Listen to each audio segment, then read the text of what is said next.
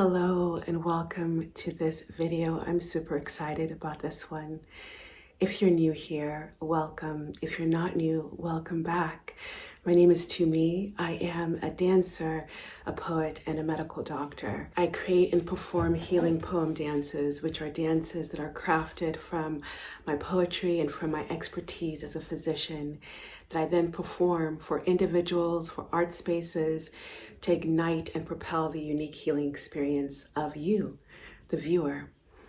I love on this channel sharing about holistic, natural ways of supporting your best healing. And that includes my healing dances, some holistic health tips, as well as beautiful conversations with people who inspire me. And that's what this video is about today. So I had the pleasure of being in conversation with Eli Martyr. Eli Martyr, for those of you who don't know, is I believe, almost 10-year fruitarian now.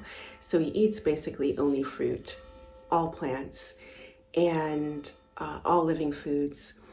And he is also a professional stuntman with a high athletic capability and prowess. And I thought it'd be beautiful to have him on the channel to talk about movement play, as I like to call it. In this wonderful conversation, Eli talks about his movement play exercise practice. He shares with us how he moves throughout the day. He talks about what he eats during the day to fuel that. He shares about calories and supplements, his take on creatine, and much more. And there are a lot of gold nuggets, as I like to say, throughout this. I hope you find it uplifting, very inspirational, and here it is.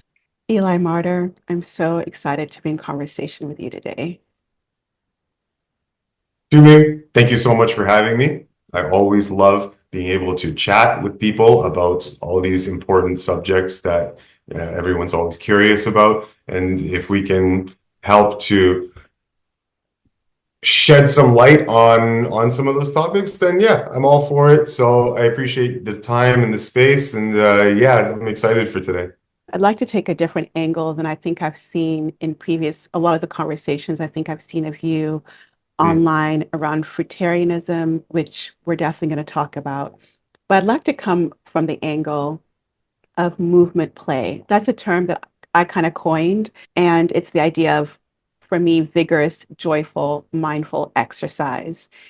And as a dancer and as a physician, for me, I feel like one thing that gets short-thrifted so much is exercise through the lens of something that could be of joy, that could be playful, that could help with longevity, and it can be a beautiful barometer for just how well you are nourishing yourself. So I think there are many people who might be eating a certain kind of way, and they think, well, I'm eating the perfect diet, raw vegan even, and then they are exercising or they're moving, and they find that they're not as healthy in terms of fitness as they would like to be. So I would love to have a conversation with you around movement play or exercise, because there was something you said recently that I really loved and I think is a good way to start the conversation. You said, strong and supple are counterpoints. Treat them as equal and your body will thank you. And so I'd like to start the conversation with a question around how you came to speaking these words, how you came to being a professional stuntman, and not just a professional stuntman that eats a fruit diet and is thriving as such, and doesn't look like there's any quitting anytime soon because you're not dealing with tons of injuries. So how did you come to movement play in this way? Give us a backstory if you don't mind. Well, okay. I'd say if I'm going way back to the beginning, when I'm a kid, when I'm just a child, the love for movement comes from an actual childish enjoyment of moving around, of being, of exploring physics. Okay, if I could, in a nutshell, communicate what that is, I enjoyed exploring what physics does when you enable it in certain ways with your body. How does my body respond when I do this, or I do this, or I do that?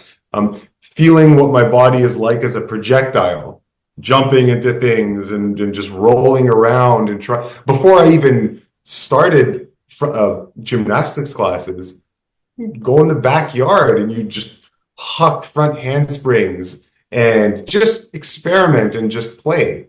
So as a kid, we all have a certain amount of physical freedom because our bodies are new. They're very supple and pliable, and they haven't congealed and hardened into the dense mass of adulthood, right? Exacerbated by years and years of nonsensical abuse. So when you're a kid, kids have all this energy. So they've got this abundance of energy, and they have bodies that haven't been weighed down by by the sins of our free choice to make bad decisions, right? So naturally, they're going to be more explorative with their own bodies as a kid. Now, when you grow into adulthood, and you have that hardening and that just, the joints start to get stiffer and blah, blah, blah, blah, blah. You're less reluctant to have that childish enjoyment and creative exploration of your physicality of life, because your body isn't able to be so liberated anymore as you were when you were a kid. So that's where it starts. Now, for me, luckily enough, I made lifestyle choices that enabled me to extend indefinitely that creative love for movement, because I was always moving my body and always enjoying and having fun. This has nothing to do with dedicated exercise for the sake of getting stronger or whatever. This is just purely from a hobby standpoint, right? This is fun and enjoyable to me, and so that's why it is stuck for so many years, because it's not something that originally was done for an intellectual, health and fitness reason. It's just, I like moving around. It's fun. It's liberating. I think the reason it's fun and liberating, I'm giving you a bit of a long-winded answer, but I'm trying to flesh it out completely. I think the reason it's fun for myself, but really for anybody who actually engages themselves in this way, is because we are, in the Bible, it says we are made in God's image, okay? You are made with elements of the Creator, with the elements of the Creator. And the Creator is it's in the word, a creator. You create, you do things. And when you can perform something in life that is an expression of creativity, you echo and you emulate the creative impulse that is your higher inheritance. And the freedom of movement, right, is the physical expression of the Creator's grand power to create, right? So the more that creative capacity enshrines itself in your physical body, oh my God, you can sap so much joy and pleasure out of life. And I was seeing that throughout my development, looking around me and noticing that people aren't taking the same pleasure and joy out of the simple things that I was able to, just because my body was enabled because of practice, right? I always did gymnastics. I was moving around.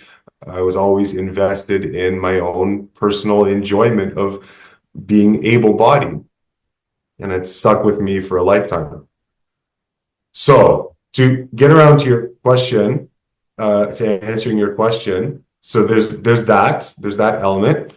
And I think sometimes when people take up physical activity and health practice and change, what they're not as readily doing is just doing it because it's fun, because it's a hobby, because it's just this enjoyable, creative thing. And people more do it almost out of fear. really. I have to satisfy this and this and this nutritional protocol. I have to do this and this because I'm trying to avoid this disease, this symptom, and it's just a very heady thing. Whereas, just doing it for the bliss and carefree love of moving around and having fun with life. It's a totally different experience. I was in the shopping. Okay, so whenever I'm grocery shopping, there's almost no time where I'm grocery shopping when I'm not just flying around and surfing and doing all sorts of nonsense on the shopping carts. It's just I can't not do it. It's just too much fun, right? It's this portable little thing with wheels that if I angle myself on correctly, I can sail down. It's just so much fun. So one of the clerks saw me just like kind of body surfing on a shopping cart, and she was so upset. She was just like, "Oh God, really, really, sir? That's what you're doing? Just giving me all this attitude." And there's no point. Like I just ignore these people. But you realize when you have moments like that, you realize someone is so cut off from the enjoyment, this huge potential of enjoyment that they could be experiencing from the simplest things in life because their body isn't enabled. Their body is shut off from all the open capacity to enjoy life, right? And because they don't even have that in their physical experience, they see someone having fun, a fully grown adult having childish fun, and they don't understand. They don't recognize that for what it is. They just see something else. They interpret just inappropriate behavior, right? They don't see the joy for life that comes from someone enjoying life, right?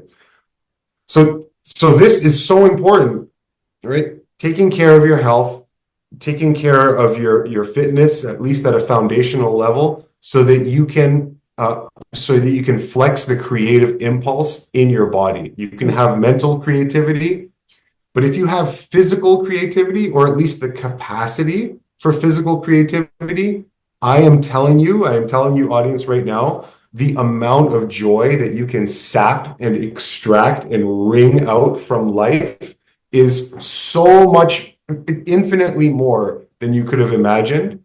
And I couldn't recommend it more strongly. So it's in your best interest. It's in your best interest to explore your body, explore what your body's limits are, move around, develop strength, mobilize your joints. You're going to see the world in a totally different way when you have a body that's able to be creative with the world around you. That is a beautiful answer.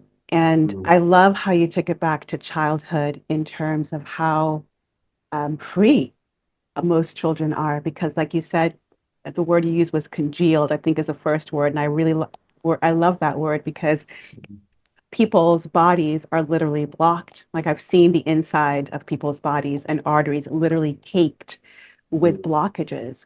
Not to speak of the energetic body and all of that, but there's blockages that happen as adults because of those choices that we make that are not in our best interest.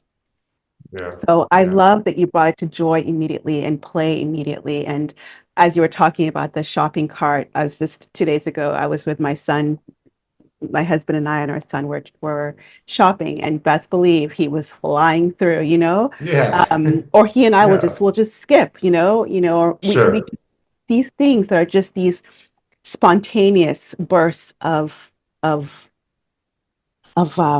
bliss and Hmm. wonder and Hmm. joy. That's our birthright that we're born with.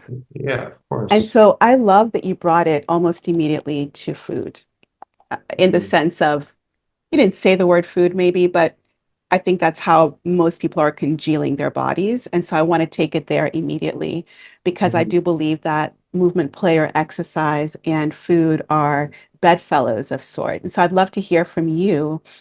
Yeah. Let's like ground it. Like I want to be even more practical for people who are looking for inspiration and want to hear, here's what Eli does. It may not be what I do, but here's an example of somebody thriving again, professional stuntman, lots of years I know doing martial arts, um, see the footage that I put in already of Eli, please, if you haven't. Really inspiring.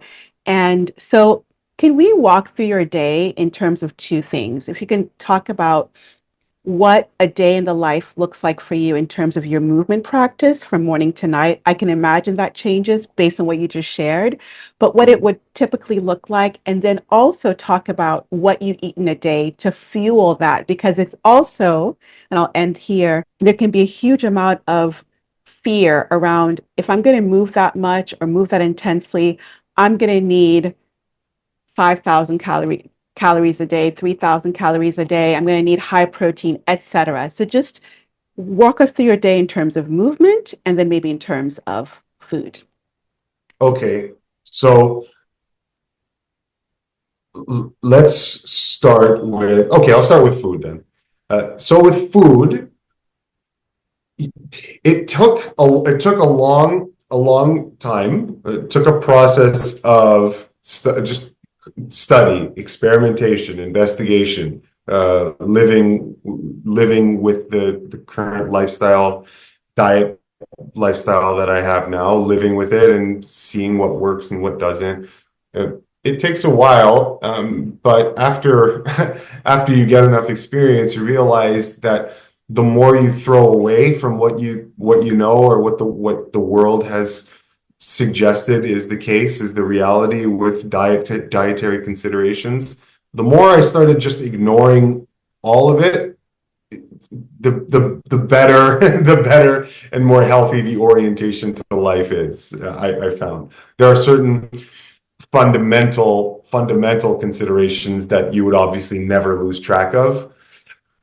But the funny thing is about those fundamental considerations, those are made almost obvious to you by your physical inheritance, your sensibilities, the God-given gifts and tools that you have to discern what is correct for you or not, that are in your biology. Like, so the fundamental considerations, the things that you would always avoid, you know, the major pitfalls, it's almost like your physiology does that for you.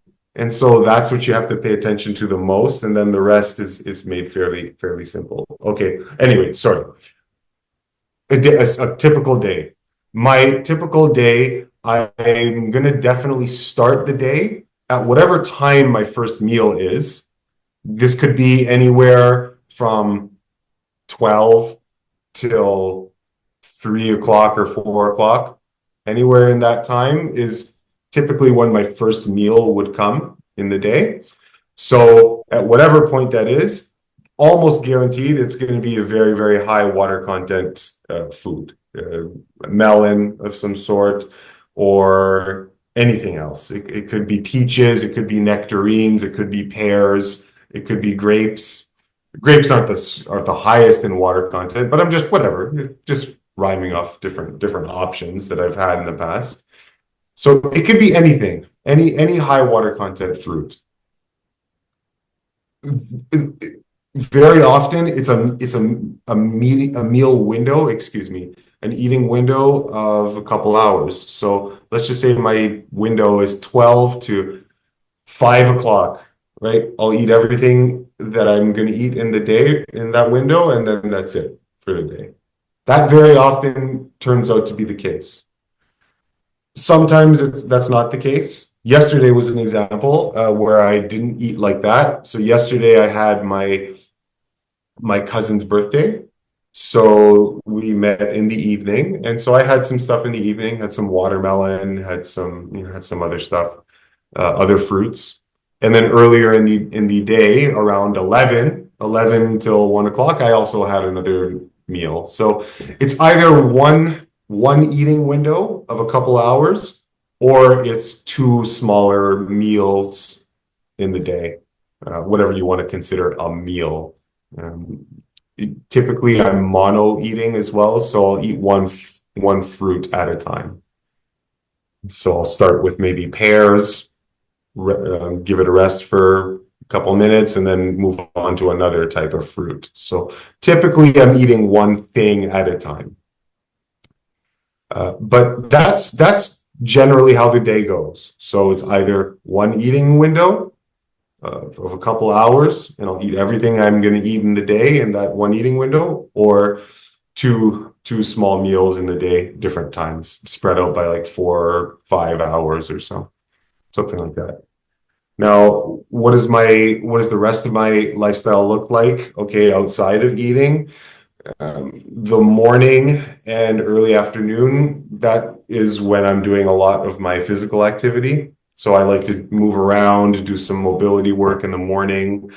If I'm going to be going to the gym and doing a high intensity workout, then I'll do that. I'll do that early in the morning. On days when I'm not heading to a facility and working out, I could either just be doing mobility work and acro at home, or go to a separate facility, and then I'll do that in the early afternoon. And then the rest of the day is either video editing or whatever other work I have to do.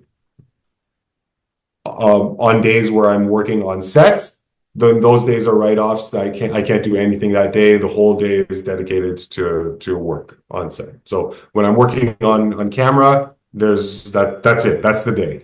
And then I'll either bring my food to work with me, or not, or I just work the whole day without eating anything, and then just wait till I get back home, and then have some dinner, and then go to bed. Hey there, I'm popping back in just to check in and see how you're doing. I hope you're enjoying the conversation so far. If you are, please give the video a thumbs up and share it with somebody that you like. And I don't monetize this channel. If you see ads, that's YouTube doing it, but I don't monetize any of my videos. But the way you can support the channel is by commenting, liking, sharing.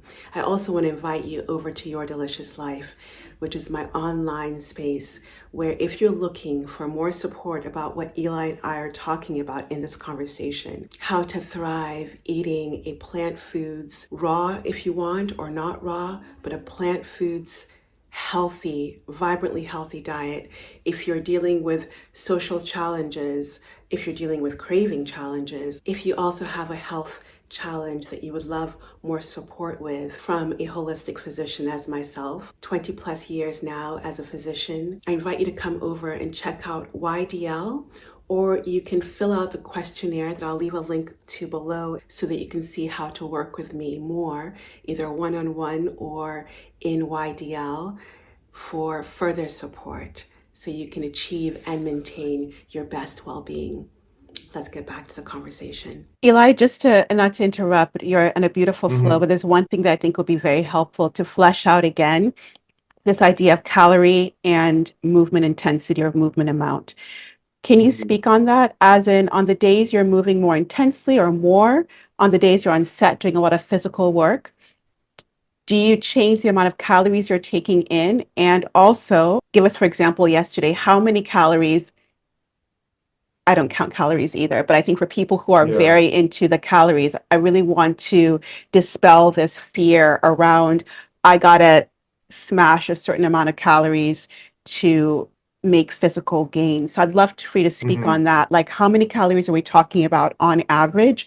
And is there a shift in that when you are moving more? Well, I think, yeah, naturally there's going to be a little bit of a shift if you're really, really exerting yourself day after day after day, for sure. However, I gotta say, I don't intellectually, at least, make any real considerations about what I eat or how much if I'm doing activity throughout the day. Very often it tends to be the case where if I'm doing a lot, if I'm doing a lot of activity in the day, I gotta say, it's almost that I feel better if I'm eating a little bit less, to be honest. When you're eating, let's just say I have a day where I know I'm going to be exerting myself a hell of a lot. I'm going to make sure that the night before to not eat late. And then that day, I'll do all the physical activity I need to do, get through maybe half or slightly more than half of the day without eating, and my body feels more energetic. I feel better, feel lighter without eating. and maybe I'll have stuff later on in the day to once I start relaxing and toning down. Okay, I don't intellectually make any considerations. No, in many cases, I feel better if I eat a little bit less and then have just a small eating window where I eat whatever I need to feel satiated. Sometimes that looks like a lot less in terms of calorie content than would typically be prescribed for a person. And maybe the next day you're eating, you have a little bit more of an appetite. That's possible.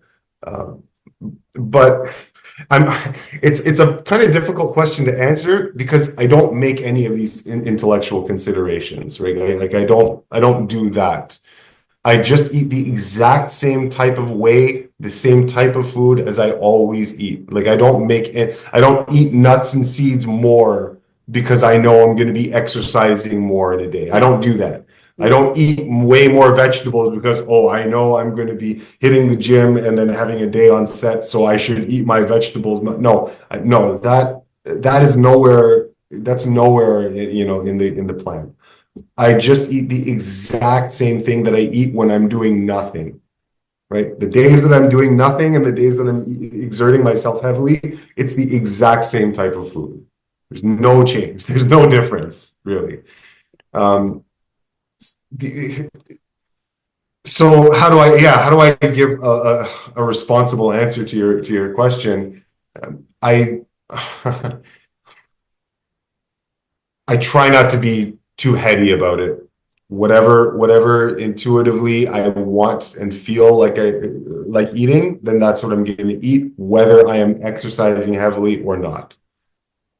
Cantaloupe to start the day is what I do when I'm doing nothing throughout the day and just video editing and doing stuff at the computer all day. I'm eating the same stuff as when the very next day I go to the gym in the morning and then have to do a class in the evening or what. It's the same food. Right? And just to be clear, what is on that menu? And also to be clear, when you're talking about eating cantaloupe, are you eating 5,000 calories worth of cantaloupe a day? I love including melons in the day. Typically, the first thing that I'm eating is going to be a melon. So if I do have melon in the day, it's going to be just a cantaloupe. So one cantaloupe is probably all the melon I'll have that day. If and the rest of the day, I'll eat other fruit. So grapes or pears or mangoes or persimmon or whatever it is. So a cantaloupe, just one type of melon, whether it's a cantaloupe or a canary melon, that's going to be it for melon for that day. One is enough, and then I'll move on to some other foods. In total, calorie content wise, in total by the end of the day, so taking into account this one cantaloupe or one honeydew or whatever melon I ate that day. Okay, that in combination with whatever else I'm going to eat, we could be in the ballpark of 1,500 calories. We could be getting to 1,800 on a heavier day. It could be as low as 1,900. I've had days like that for sure. So anywhere in that range, I'm typically not really going 2,000 and above. Yeah. I'm sure there are days where it happens. Obviously, there are days when it happens. If it's a jackfruit and durian type of day, well, I would never have both of them in the same day. If it's a jackfruit day or whether it's a durian day, then you're easily going to go over 2,000 because those are very dense fruits. But those are exceptions. That's not the typical day-to-day. The typical day-to-day, I'm probably in the 1,000 calorie mark somewhere. And just to be clear, I think you're pretty tall. You're over 6 foot tall, I believe. Yeah. Is that true? So, yes. And you've been keeping just to fit this thought, and then I'd love to hear. I know that, and this I think happens very naturally, the idea of being on God's surgery table, so to speak. When you detox, you will lose the weight. But if I'm correct, please correct me if I'm wrong, on this diet, on this way of eating, you are now able to maintain your weight and your mass and physically thrive on the fruits, on what people might think is a low amount of calories. Yeah, yeah. So, okay. One little correction I have to make. Yeah. Sorry, I said in the thousand-ish ballpark. I don't get the wrong idea. I didn't mean around 1,000 calories. I meant in the thousands. So Uh-huh. a Yes. typical day is in somewhere in the thousands. Could be Yes. 1,200, 1,800, 1,500. That's what Got I it. meant. Okay. Mm-hmm. Sorry. To Mm-hmm. clear No, that up. good. Good to All clarify. right. Thank you. Yeah, yeah. Sorry, guys. And I'm excuse me if I'm not answering your question directly. I'm trying to be as honest. I think I'm trying to be as honest as I possibly can, but also giving you a direct answer. So if there's something I'm not fleshing out specifically, just please tell me. But I'm trying to be as honest with it as possible because, like you said, over time, as you really clean up the diet, right? The thing that's distinguished me from a lot of other people is I've removed more complexity from my lifestyle, my eating lifestyle, than most people have. So that's the main takeaway. That's the main thing that's distinguished my lifestyle or my approach to this lifestyle. Okay, so your question was, okay, do you the simplicity that you've introduced, has it afforded you some sort of ease or simplicity with being able to like okay, sorry.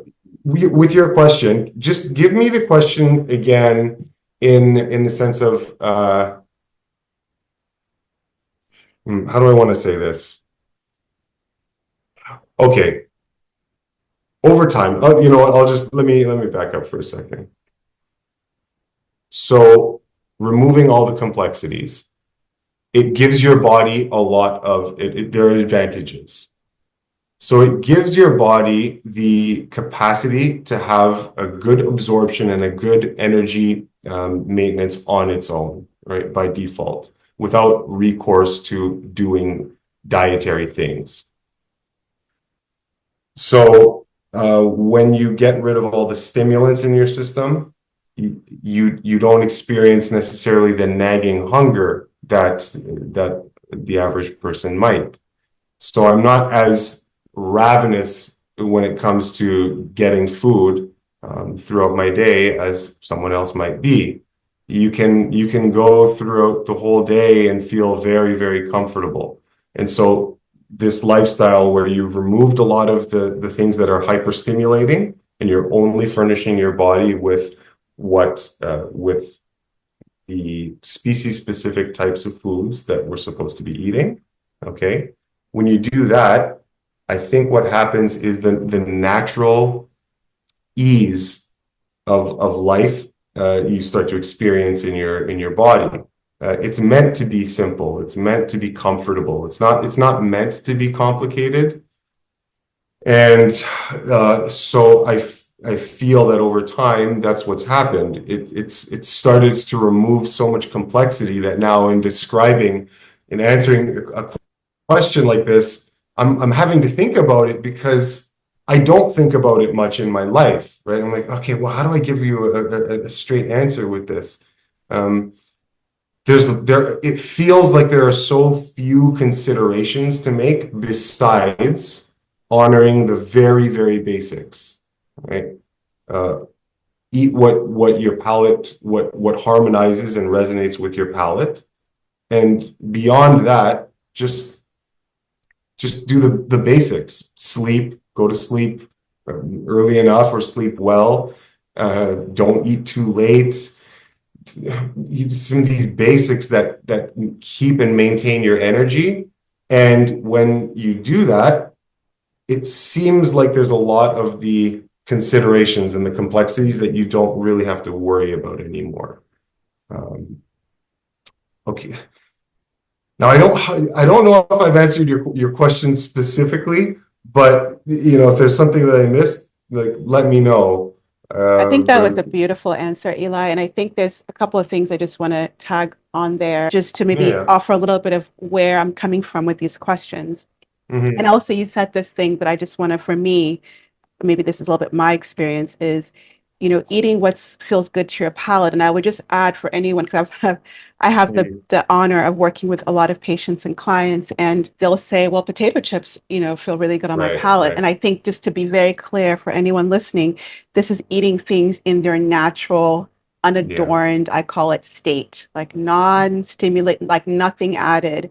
If Right. that, in its natural state, the way Mother Nature presents it, is palatable, like that is a beautiful barometer of, like, maybe this is something to eat. So I just wanted to say that. And I I have found, I'll just say personally, and get back to Eli's experience, so much liberation in the simplicity of eating this way. And I think what I was trying to get at with this question is what I know a lot of people's fear might be, which is, I eat this way and I'm not going to be strong enough. I won't keep weight on. And that's what I was trying to get on, is the fear. And I agree with you that I think as you start eating this way, a lot of these things work themselves out. But that is a huge fear for many people. I know my personal history with this is that definitely there was a point where I think we're always cleansing in a way when we're eating, when our body needs to, and we're eating well. But there was definitely a point of heavy detox where I lost a lot of physical weight. And on the same way of eating, that then stabilized, and then I was able to build. And that's what I wanted to maybe talk about, because I think Okay. that if there's not an understanding of that, that can be enough for them to be like, that's not right for me. I can't be strong. I can't be an athlete if I'm just Right. rapidly losing weight on fruit. Does that make sense? And can you? Yeah, yeah, it does. Okay, all right. So let's straighten this out for everybody. When we're talking about what I'm talking about, this lifestyle of ease and simplicity, you don't have to think about much, complete liberation. Okay, so that state that we're talking about, that I'm referring to, this is a state that has to be earned. Okay, it is not something that you can just talk to with the person who's on a standard conventional diet. It's not something that you can learn and then incorporate in your day and then have it work in the same way. No, that's not how it works. Your body requires a very lengthy period of time to root out and reconfigure, to change itself, to reform the tissues, to cast out all the impurities, to completely renovate your system from head to toe. And in order to do that, it needs to be furnished with species-specific appropriate food, for one thing. But more importantly, it has to exist in the absence of all of the, I call them landmines. You could call them offenses. You could call them the toxic foods, the processed foods, the things that that digest improperly and leave all these residues in your system. So when all that garbage has been removed, what typically happens is the person is going to start losing weight, right? Because weight gain is the result of the standard diet. The standard diet is pathological and stacks on weight and mass in the body. Most people don't have any idea how much they actually weigh. This is the major stumbling block that is still really hamstringing us and preventing us from getting access to what health really is. Most people have no idea what they actually weigh. The human body is not a big, thick organism. We are a thin, lean species. Naturally. We're not big. We're not these hulking monsters. This, I know it's politically incorrect to say this, but this whole body positivity thing, oh, everyone comes in different shapes and sizes. Yes, this is true to a certain extent, but not to the extent that people think that means, right? No organisms are walking around with massive variability. huge, big, hulking monsters and then tiny, tiny, emaciated. No, it's not like that. There's variability, yes, but it's not the same variability as what we've been led to believe. Okay, getting back to what I was saying. So you have to earn this lifestyle.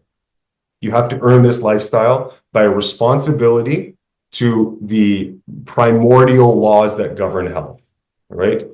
You pay attention to only what you're supposed to eat, which is dictated to you by your sensitivities, and you ignore all the rest. You go off of drugs, essentially, right? The current lifestyle that we live is a lifestyle that is full of drugs, food drugs, processed food drugs, okay? Nobody calls it drugs, but I'm calling it that because I want people to get into the right mindset. Right? Cooked foods, processed foods, powdered products, all the strange, weird extracts. But okay, all this stuff.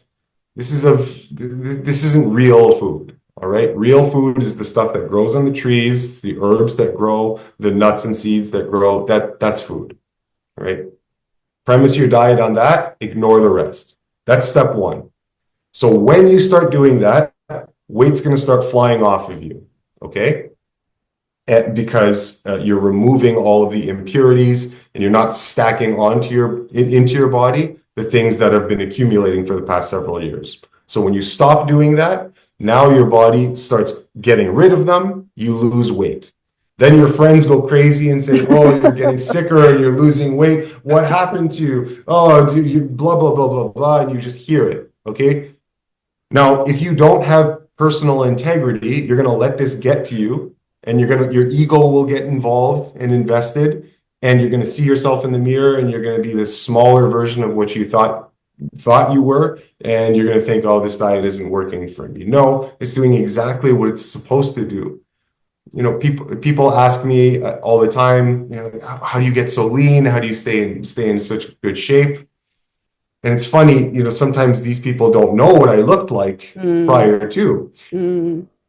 The person that I used to be, the one that was 20, 25 pounds heavier and bigger and, you know, more muscular, it's the people that knew me then, they're the ones that have all the problems with me coming down to what I am now. And they're like, oh, what happened? Oh, no, you used to be so much bigger. Oh, are you okay? I thought are you sick? Blah, blah, blah. But then someone meets me for the first time and they say, oh my gosh, you know, you look wonderful. You look fantastic. And it's like, yeah, it's because people know you and you know yourself in a certain way because of what the world has done to you, the diet that you were accustomed to. But it's totally different when you naturalize. It's totally different. Life is completely different. So coming full circle now, once you get rid of all of those complexities and you live consistently, right? Consistently with a clean diet, without the impurities coming in, your body will reform, and that will take a long bloody time. That will take a long bloody time, okay? Longer than you think. So don't, it's important that people just, how long is it going to take for me to lose the belly fat? How long is it going to take? Who cares? You have a responsibility to do what nature intended for you to do. So you might as well do it. You might as well. And the consequences, the benefits are going to show up, but how long it takes, that's not for you to worry about. Your job is just to do what nature intended for you to do. So if you get on board with that, the process is going to unfold, and you will get to the point now where the human body starts to work in the effortless, carefree way that it's supposed to, right? The reason I get up and I don't have to worry about anything in terms of diet, I don't have to have my shilajit in the morning. I don't have to have my this moss. I don't have to have that supplement. I don't need this smoothie. I don't need that juice. I don't need to have this at this particular time. I don't have to have this ritual. I don't have to do bloody any of it, because that's a luxury that you get when your body is working as it's supposed to, right? It's light. There's no There's no indications that there's any impurities or discomforts. There's no mucus congestion. It's just you just breathe and that's it. And then when organically you feel like you want some food, then yeah, you have some, and that food is only clean and it doesn't contribute to a burden that's being imposed on you. So it's that state that I'm talking about. It's okay. So when I speak about all these things that I'm experiencing in my lifestyle, I'm doing that with respect and reference to that state after the Reformation, after the years and years of cleansing and detoxing. When I say cleansing and detoxing, I don't necessarily mean that you have to do hard intellectual detoxes. I mean just living the lifestyle, right? Just living the lifestyle. And your body does the rest. Your body does the rest. Yes, fasting is important. Yes, you can do juice cleanses if you want, but it's way more important for you just to be consistent and not poison yourself. That's really the be all and end all. Don't poison yourself.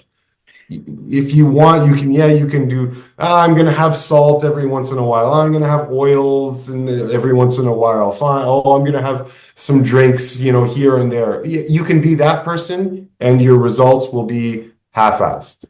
You have to just be disciplined and responsible. And if you are, and you're consistent about it, oh my gosh, game changer. But nobody wants to hear, just be healthy for 5-6 years, and then all of a sudden you'll be great. 5-6 years? I want my results now, damn it. Right? That's it, Eli. That's what I wanted. That's a mic drop. That's the mic drop. This, what you just fleshed out. No, I'm real with you. This is what I feel like people hedge around in conversations all the time. That I think is such medicine you just gave people to hear. This lifestyle comes on the back of commitment. Yeah. It comes on the back of that work you just talked about. And when that happens, you just said it beautifully. I'm not going to try to repeat it. That was a mic drop. That was beautiful. Thank you. Really. Oh, no, you're welcome. There's the other element to this. Now, a stumbling block for people is going to be the social element. So now, okay, so they have intellectually, they have everything that they need to navigate this lifestyle. Okay, great. I know that I need to abstain from this. I know that this, and this were all drugs and they're just poisoning me. So I know I got to get rid of them. Oh, crap. Everyone in my entire life, everyone in my circle, everyone in my family, all my friends, they are all in this matrix of pathological food culture. Oh no. And so am I, technically. I live in this matrix of pathological food culture. Holy crap. What am I to do?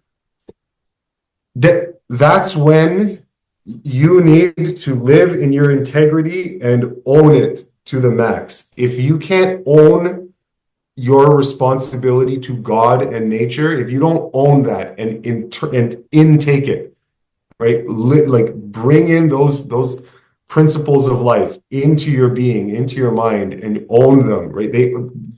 You are them, they are you, right?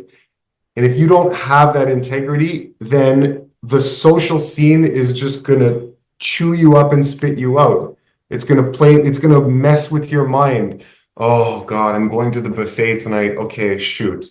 All right. Well, I guess if maybe if they have this, I can ask about this, and maybe I can, fine. If they have oils and vinegars and whatever, oh, they have that dessert. Okay, fine. I'll have the dessert, but then I'll be really good the next day. But then my buddy's birthday. Oh no, that's coming up too. What am I going to do? These are not real worries. These are not real problems. People think that they're problems, the social scene. What do I do when I go to a restaurant? What do I do when I go to the wedding? What do I do when, okay. I know it seems like I'm just throwing this away as if it's not a real concern. And you're like, okay, well, Eli, come on. No, these are real issues. That's what I'm trying. That's what I'm trying to impart on you. It's not a real consideration. The only consideration is, are you clear on what you want? Are you clear on what your obligations are to your body, right? You have a contract, right? Your soul coming in and incorporating this body, right? There are rules. There's a guidebook. There's a manual, right? There's an operation manual. You have to respect that operation manual. Are you behaving in line with the rules of the game? Okay. And you have to know that that's the case. And when you have complete integrity in what you know is the best, it doesn't matter. You innately find a way to effortlessly move through these social situations, and it's easy. There's nothing to consider. I get asked all the time, how do you navigate these situations? There's nothing to consider, right? If you don't have any other options besides a certain option set, right? If you have no other options, then you have no other options. You have to choose a behavior based on just those options, and that's it, right? There are no other options to consider. Okay, so I'm going to the restaurant. Oh, well, what food for my organism is fruits, nuts, and veggies. Okay, so I'm going to this restaurant. Bring my food. I don't know. Bring my own food and eat. Okay, if I don't have, okay, let's say I can't bring my food. Well, I don't eat. That's it. It's really easy. Like, just wait till you get home. Oh, but it's going to be awkward. It's awkward if you choose that it's going to be awkward. It doesn't have to be awkward. Just hang out with your friends and just not eat. That's a choice. That's a choice you could make. Right? But people let this be a stumbling block when it's not really a stumbling block. The only thing to consider is, do you have the integrity that it takes to command life, to take control of life and the rules that life imposes on you, right? These rules that come from a higher place, right? I know we don't like being told that, you have to obey, you have to bow down in reverence to a natural set of principles and laws that you're obligated to obey. People don't like to hear that, but that's just the game. You can try to avoid obeying these laws, but it won't work. You'll get sick and you'll get symptomatic. One thing I'll say, just as you said that beautifully about the obeying, because people can have a big resistance to that, has been my experience that surrender, maybe it's the word I would use, that Surrender, yeah, is it's a better word. really, it's a surrender to your highest good. Like Mhm. it's not a surrender to anything but your highest potential. Mhm. It's nothing less than that. And so I think when Yeah. you're like, oh, I'll just like I give it up, in a way, it's what I feel like, I surrender to my best good, then there can Mhm. be, it's just liberation. I think you just talked Mhm. about it so eloquently. Like, the social thing does not have to be complicated, but oh, No. do people, I mean, that is, in my work with people, that is uh, one of the highest, if albeit not the highest thing on the list, that's a stumbling block. The other Mhm. thing that I want to get your input on, and then I have a rapid fire for you, Yeah, sure. is the Sure. other thing, the quick thing is the other stumbling block for many people is, or can be, is, well, how do I test this out? That this is okay for me to do, as in eating this way, Oh, moving this way. So people look at blood work. I'm a physician. I actually love blood okay. work because I Okay. have training in it, and so I can look at it and I can be like this. But I also know that there are some serious considerations and limitations to blood work. That being Okay. said, I'd love to hear your thoughts around, do you do blood work? Do you use it ever as a barometer on how internally you're doing well? And along with that, do you do any supplements, B12, vitamin D? And if not, how do you test them to make sure those levels are okay, or that's not part of your the way you think about your well-being? Right. Okay. So No, I don't have any of those. I don't include any of those. The only thing that I eat or ingest, the only thing that I eat or ingest are fruits, veggies, nuts, and seeds. That's it. Most of it is fruit, but and some vegetables from time to time. Less on the nuts and seeds, but that's it. That is the only thing that goes in my body in terms of ingestion. Nothing else. There are no supplements. There's no powders. There's none of it. Okay, it's just fruit, vegetables, nuts, and seeds. Okay, so that takes care of that part. How do you know? It's interesting.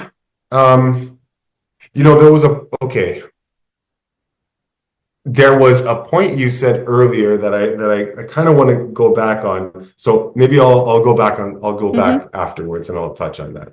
But resistance in your body. So when things are going well, all right, like the car light in your car, when something is wrong with the engine, that's when the engine light comes on.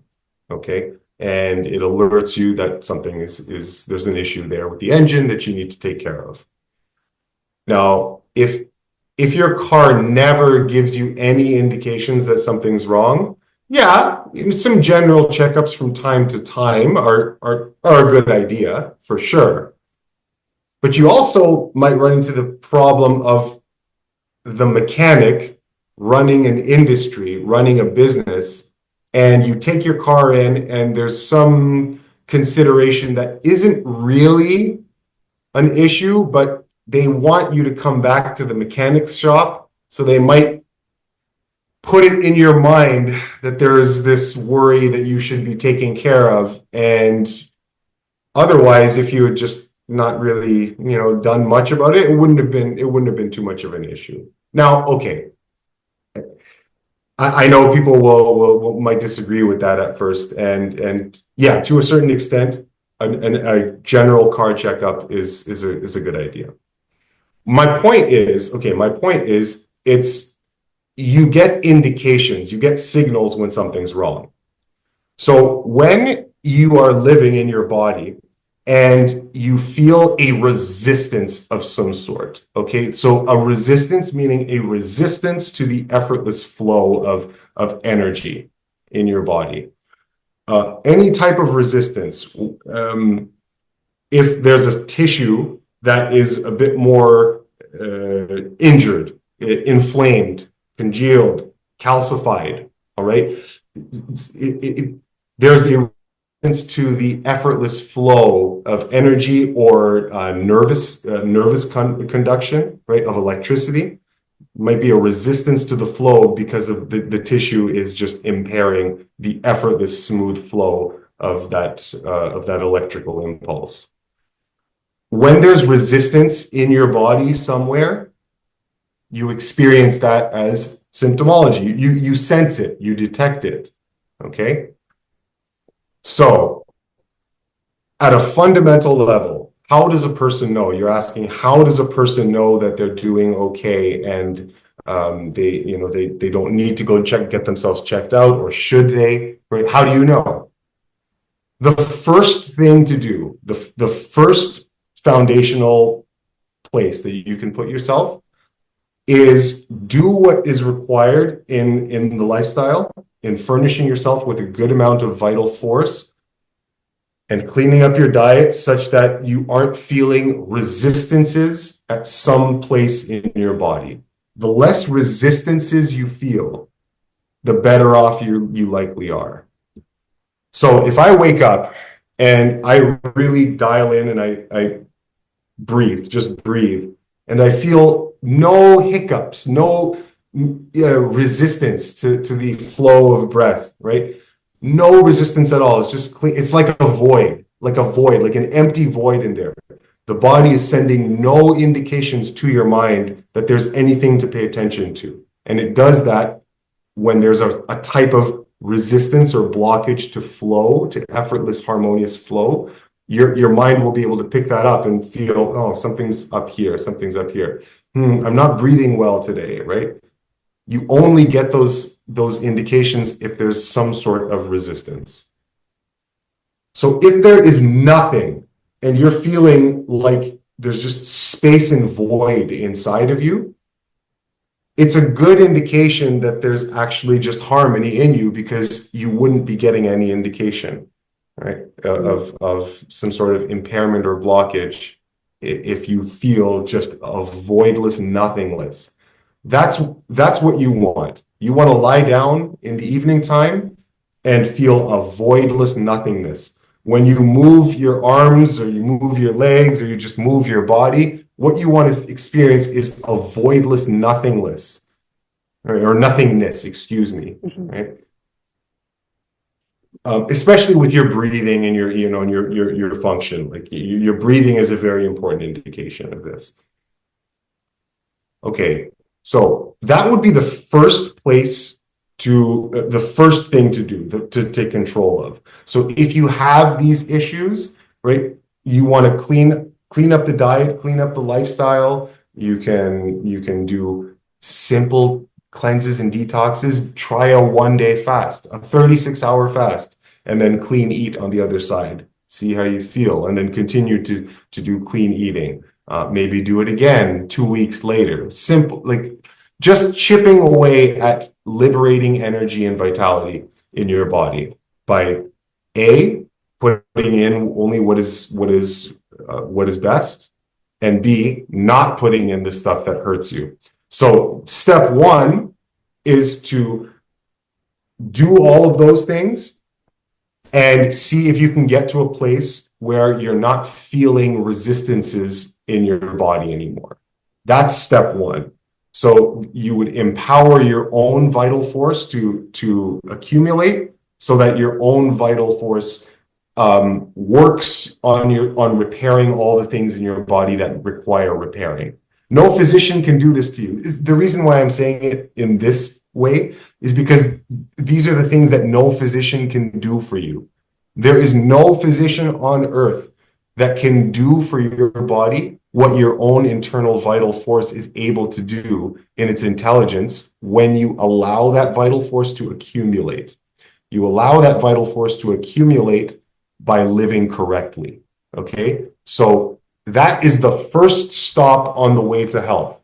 Before you go to the checkups, before you go to the screenings, before you do that, you take care of making sure you have an abundance of vital force first, because that is going to be your most direct avenue to all the things that could possibly be going wrong in your body. Okay? Period. That's step one. That before other considerations, that's what you do first. You do not go to the clinic first, all right, and get the blood tests and the things and the screening procedures and that, because they're going to give you results from a body that is weighed down by the problems that a pathological diet culture imposes on a body. And it's going to inculcate fear and all these ideas that the doctor is going to put in your head. Okay, step one, before you do any of that, right, before you start getting yourself checked out, get rid of all the drugs from your life. Just do what I did, what I talked about earlier, right? You do all those things. Clean up your diet, make sure that you have an abundance of vital energy, get your sleep. See if you can get yourself to a place where you're starting to breathe easily, where the resistances in your body are not being detected anymore. The stiffness and the stagnation and the upset stomach, the bloating, the indigestion. These are all types of resistance, right? When those things go away and they heal themselves, you feel nothing. You just feel nothing, just voidless nothingness. And that is, oh my gosh, that is what you want. You don't want your body to be giving you any signals that there's anything wrong. So work towards cultivating that state first. And if then you still have symptomology or other worries or considerations, or you just want to do some regular checking up, then yeah, I encourage you to do that. So as for whether I do blood work or not, I don't have anything against blood work. I've done blood work before. And I encourage people to take blood work if that's something that you feel is going to be helpful for you. I don't do it all the time. I don't do the yearly blood work though. I don't. So it's not something that's really present. If there's a reason why I feel like I need to go do blood work, then I will. But I very rarely feel like there's a reason to, because you're always getting the indications that everything is it's quite well. So it's not a pressing thing in my mind, but I don't have anything against blood work. The times I have had to go do it were I can very quickly say I was poisoned at work a couple of years ago with really, really bad air. And it was messing up my it gave me congestion for a while. And so I wanted to get myself checked out, because there were a couple of days where I was feeling this knot, and it was heart rate was elevated, and I'm like, oh, I knew it was related to this bout of poisoning I had. Anyway, it just some time, your body clears it out, and everything's great. But I went and got blood work because there was something that was an issue that I wanted to figure out. So anyway, I don't have anything against it. I do blood work myself, but not nearly with the frequency that I'm assuming the health community would suggest you go do blood work. It's not a priority. I would say blood tests and whatnot are going to be more helpful if you put yourself to at least a foundational level of health before you resort to that. Because if you do it too early, it'll just add confusion. You know, let your body, at least enable your body to take care of what it can first. And then if you're having more trouble, more difficulties, then of course you can, you know, everyone has to be responsible for themselves. You know, I can't tell you what to do, but I can make a suggestion. But obviously, you know, people will be able to be responsible and do their due diligence. If you want to go get checked up, then you should. Then I recommend you, of course, doing that. And but it's always funny when we're doing the external thing before we've taken care of the most essentials. I think that's the main issue that I'm trying to stress here is, you know, your original question is, how do we know? How do we know that we're doing well? You know you're doing well when you are feeling fantastically. Like if you're feeling fantastic, that's a good damn indication that you're doing well. So if you can change your lifestyle so that you're starting to feel fantastic, that's step one. If there are other things to consider after that, then you can go the extra mile. Now we can get yourself checked out and all the other details, but take care of the most essentials first. Yeah, thank you, Eli. This is why I love having conversations with intelligent and thriving health educators like you, because they're different. I think there are different ways and different approaches, and it's really important to not pretend they're not different approaches. And mine is definitely slightly different, because I absolutely believe what you said is that we shouldn't outsource our responsibility for our well-being. And I think that can definitely happen when we enter the medico legal constructs. However, I do think that for some people, it can feel empowering to get test results and not necessarily then go the route of, I'm going to do what this doctor or this health person tells me to do, but to have those test results as possible support for their then internally sourced and internally resourced responsible behavior, that it can be part of that, but the intention behind it, I think, is so important. I would love to just do a few rapid fire questions just to kind of a fun, quick thing to wrap it up. And then I'd love to hear, and you can share with us, please, where people can hear more of your wisdom and your beautiful approach. Sure. Okay. And right before you do the rapid fire questions, I will give one rapid fire additional comment. Okay. Everything that we just mentioned, this doesn't mean that you can't get poisoned from your environment. I forgot to stress that. Okay, you can live as perfectly and as wonderfully as we're suggesting, but the environment can also affect you. Whether you get mercury fillings in the teeth, bad dentistry, Yeah. root canals, the living beside a toxic dump, Yeah. bad water, bad all of these things. Okay, bad air. It doesn't matter how clean your lifestyle is, you can always get poisoned, and that can influence your readings when you go to get a screening procedure done or you get a blood test done.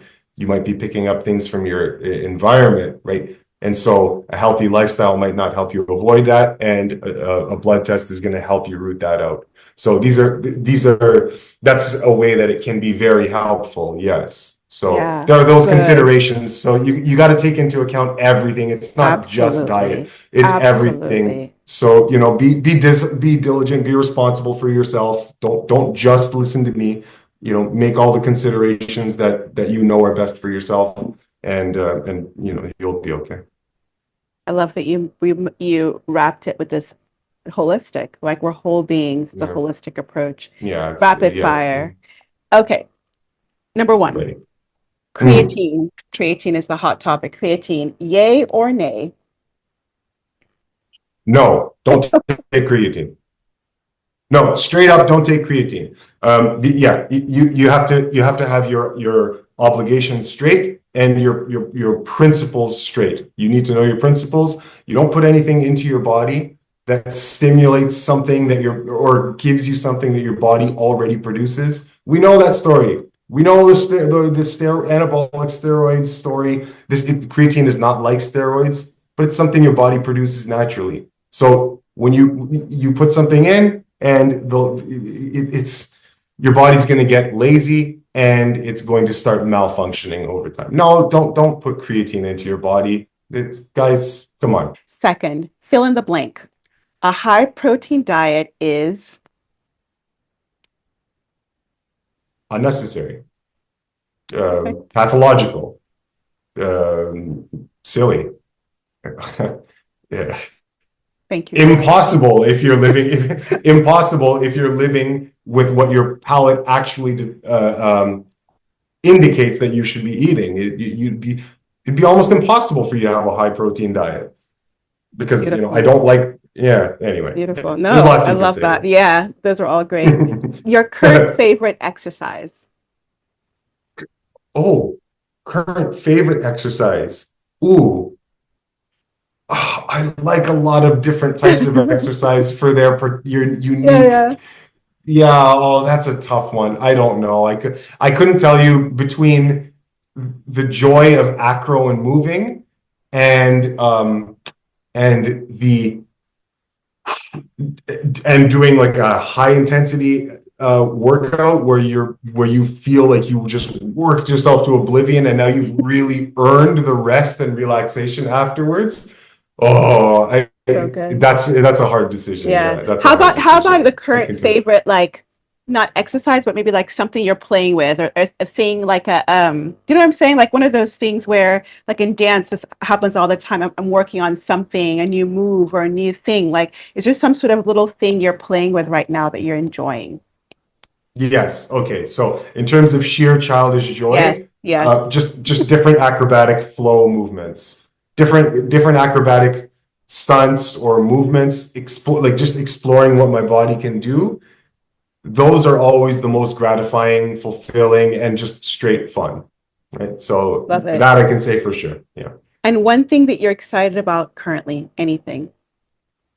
One the fruit festivals in Bali and in UK, so that's coming up. These are always very, very exciting, Wonderful. and yeah, always Yeah. very, very exciting. Yeah, I'll keep it at that. That's exciting right now. Eli, I've loved being in conversation with you. I could ask you and talk with you for like several more hours, but can you just share, if you don't mind, Yeah. kind of where people can find you online and just to glean more of your wisdom and your beautiful energy? Thank you so much for having me. I also have to apologize. It was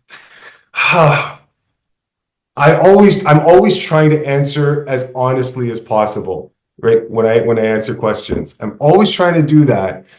But there's also a thing where it's like sometimes you need to be a bit more direct in a way that the an audience is expecting, and sometimes I have to toe the line between being just straight honest. Anyway, so sometimes I always look at interviews that I've done. I'm like, oh, I could have answered this a little bit better or answered this with a little bit more clarity. So anyway, I just want to say hopefully that every hopefully you guys time, had a yeah, so good, just to yeah. say that when I've seen interviews with you in the past, and I had the same experience today sitting with you, that I think what comes through is just complete authenticity and Mm, and a vigilance around, yeah, honesty and wanting to really um, speak the truth. And that sometimes might kind of feel like it's doing this, but I think yeah. it lands for the right Mm, people. And so I hope so. I've been so Mm, happy with this conversation, and I think many I hope people will so. glean something of deep support to them. That's my hope. Okay. All right. Well, thank you. Yeah, thank you guys. Thank you for your time. And so you can reach me at my email, my Instagram, and my YouTube. My YouTube channel is the Free Melon Society on YouTube. My Instagram is freemelon_Eli. So you can reach me there. Those are my two most used platforms. And on any of my YouTube channel or any of my YouTube videos, you'll find a breakdown of all the ways that you can communicate with me. And yeah, so check it out if you like, and hopefully you find something you like. I'll leave links to where to find Eli down below. Much love to you all. Take care. All right. Thank you so much, Tumí. Bye, guys.